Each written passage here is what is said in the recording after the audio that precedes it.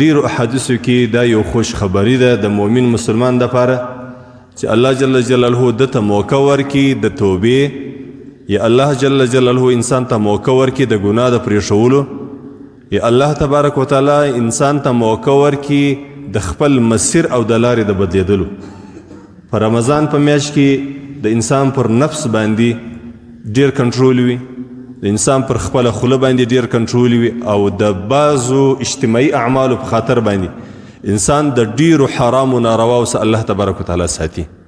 نو دا د الله جل جلاله یو احسان دی. اسی خو الله تبارک وتعالی که څوک جنت ته بوځي څوک پوښتنه نشي ځینې کولی، او که الله تبارک وتعالی نعوذ بالله یو انسان جهنم ته بوځي الله څخه څوک پوښتنه نشي کولی چې ولې دې بوتلی جهنم. خدا د الله تبارک وتعالی یو احسان وي پر یو بنده باندې چې ذریعه د هدایت ورته برابر کړي، د باطل سره راوګرځي و حق ته، د حرامو سره راوګرځي و رواو ته،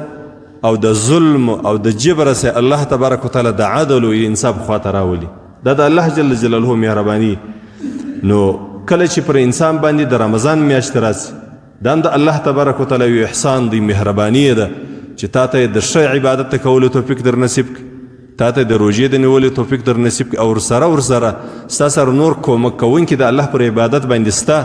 په خپله دا روژه د انسان د ډیرو ګناهو سره راګرځي، په انسان کې تقوا او دیانت او بزرګي پیدا کوي. نو اسباب د هدایت او هغه ماحول د انسان د هدایت هغه برابر دي. زما ورونو، په دغه میاشت کې د زړه له کومې دا اراده کول چې یا الله ستا سره مې دا وعده ده زه به ستا عبادت کوم، او دا مې بیا د سره وعده ده الله چې کوم شیان ته حرام کړي دي هغه به زه پرېږدم. د انسان دپاره د دغه داسې عزم کول او دا اراده کول چې زه به نو دا میاشت د الله په عبادت باندې تېره کوم، حد اقل دا میاشت به د الله په عبادت باندې تېروم، زه به هیڅ قسم ناروا او حرام کار نه کوم. د انسان کله کله انسان ته دا فکر ولویږي نو چې دا به نو دا ټوله میاشت به زه دا رقم تېروم، نو ته د ځانه سره دا شورت ووایه چې دا ستا زندګي چې دا ټوله تېره سول، دا څنګه تېره سول؟ دا صرف یوه میاشت ده، دا اوس په یوه میاشت کې مو یوه میاشت هم نه سوه پاته، عادي تقریبا 2 او 3 ورځې خو عادي تېرې سوې. مزید به نو تا ته دا نوره به نو څنګه نشي تېره، دا نوره به هم داسې تېره شي لکه دا 2-3 ورځې چې تېرې سوې. اوس که په دا 2 او 3 ورځې کې چا د تراویح لمونځ کړی و هم الله رب العزت ورباندې تېره کړه، که نه وی کړي هم ورباندې تېره سو، پر دکان باندې، پر تړاو باندې، پر هوټل باندې، پر چکو، پر ورکو باندې هم تېرېږي، هېڅ مشکل نه دی. پر هغه سړي باندې هم تېرېږي چې دی د الله تبارک وتعالی په عبادت باندې دی د راسې تراویح وکړي، قرآن ته غوږ ونیسي، 1 ګنټه مسلسل د الله تبارک وتعالی دا عظیم کتاب د قرآن تلاوت واوري، او ورسره تقریبا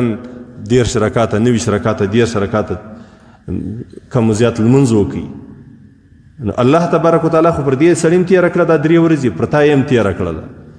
هغه سړي باندې هم الله تېره کړه چې د رمضان د میاشتې په راتللو خوشحاله سو، او دا یې موقع وبلل چې زه به الله په دې کې راضي کړم. او پر هغه سړي باندې به هم تېره سي چې ده بلکل د اوس د عزم لا نه دی کړی چې زه به یا روژې نیسم، یا به زه ذکر کوم، یا به زه تلاوت کوم، یا به زه د نیکیو خواته راځم. پر دواړو تېره سول. نو زما ورونه دا یقینا الله تبارک وتعالی پر موږ او تاسې باندې احسان دی، او ډېره ښه موقع ده د دې چې موږ خپل کړي ګناوې پر الله تبارک وتعالی باندې معاف کړو،